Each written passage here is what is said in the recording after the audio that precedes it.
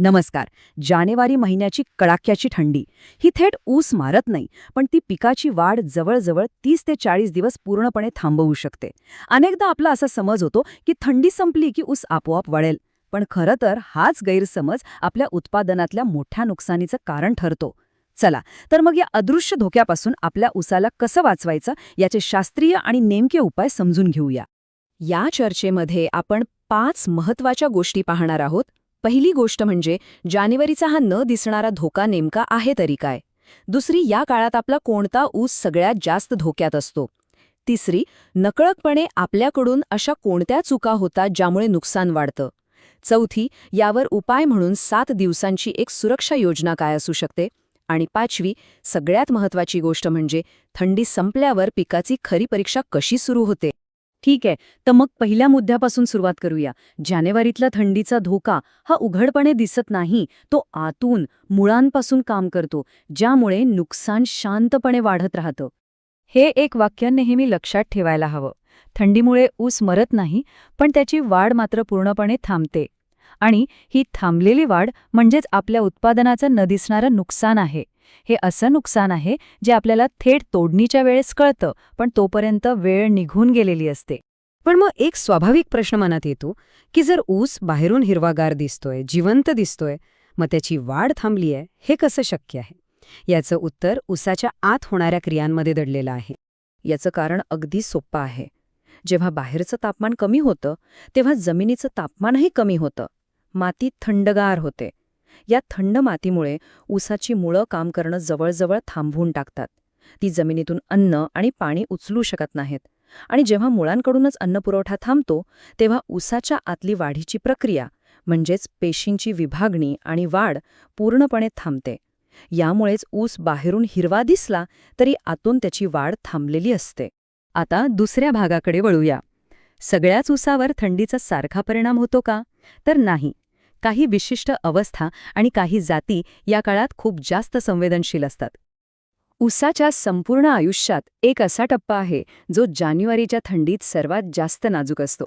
तो म्हणजे 45 ते 120 दिवसांचा ऊस. असं का? कारण हाच तो काळ आहे जेव्हा ऊसामध्ये फुटवे तयार होण्याचा आणि मुळांच्या वाढीचा वेग सर्वात जास्त असतो. ही अवस्था म्हणजे आपल्या उत्पादनाची पायाभरणी असते. आणि याच पायाभरणीच्या अवस्थेत जर थंडीमुळे वाढ थांबली तर फुटव्यांची संख्या कायमची कमी होते. एकदा फुटवे कमी झाले की भविष्यात ऊसाची संख्या कमी भरते आणि त्याचा थेट परिणाम आपल्या अंतिम उत्पादनावर होतो. हे असं नुकसान आहे जे नंतर कोणत्याही उपायाने भरून काढता येत नाही. याचबरोबर आपल्या शेतात कोणती जात लावली आहे यावरही थंडीचा परिणाम अवलंबून असतो. को 8603 किंवा को M0265 सारख्या ज्या जाती आहेत त्यांची वाढ खूप वेगाने होते. आणि निसर्गाचा नियम आहे, जी गोष्ट वेगाने वाढते तिला कोणताही धक्का सर्वात आधी आणि सर्वात जास्त बसतो. यामुळेच या जातींची वाढ थंडीत लगेच थांबते.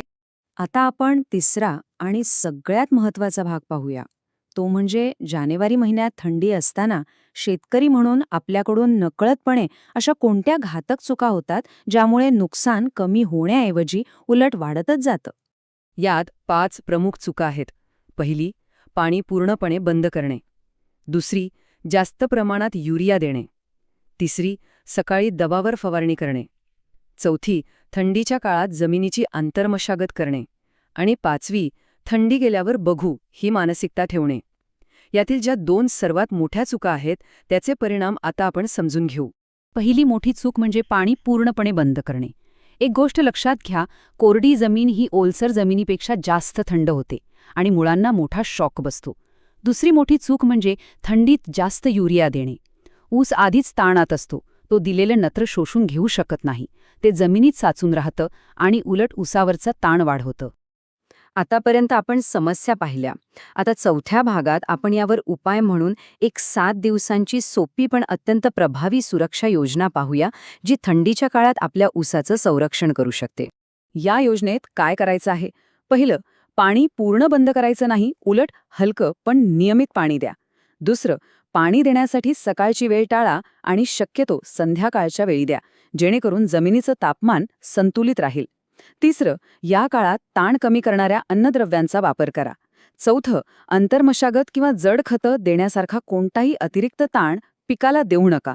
आणि 5वं, सर्वात महत्त्वाचं म्हणजे दररोज आपल्या शेताचं निरीक्षण करा.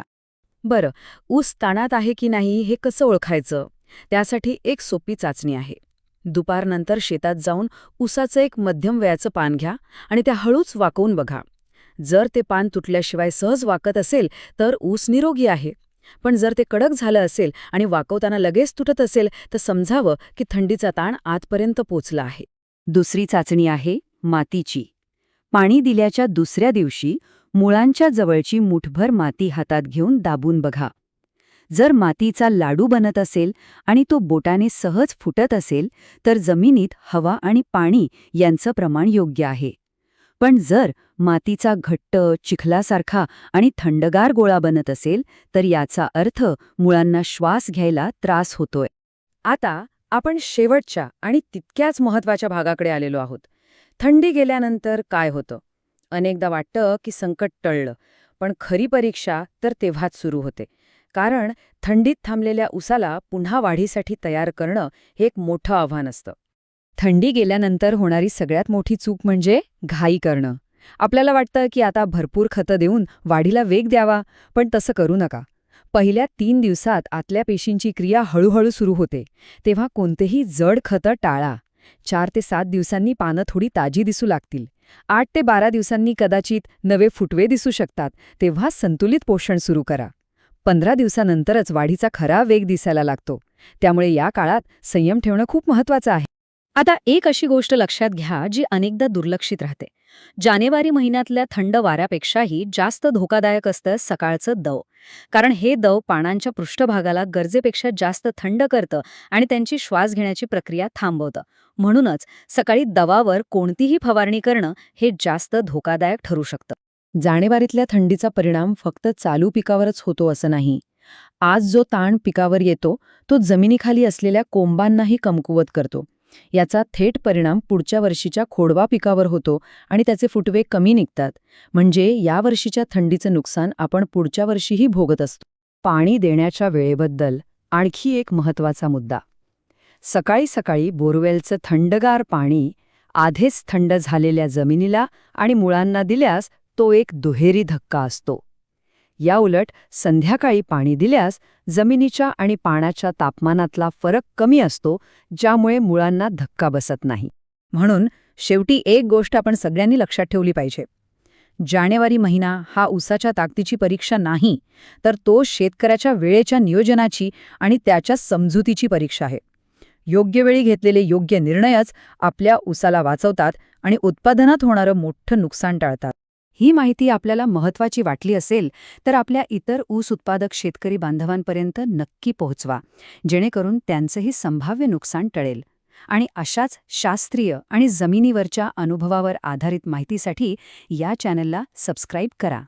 पुढच्या माहितीपत्रकात आपण पाहणार आहोत की जानेवारी महिन्यात कोणत्या फवारण्या खरंच काम करतात आणि कोणत्या फवारण्या म्हणजे फक्त आपला पैसा आणि वेळ वाया घालवणं आहे. तोपर्यंत आपल्या पिकाची काळजी घ्या.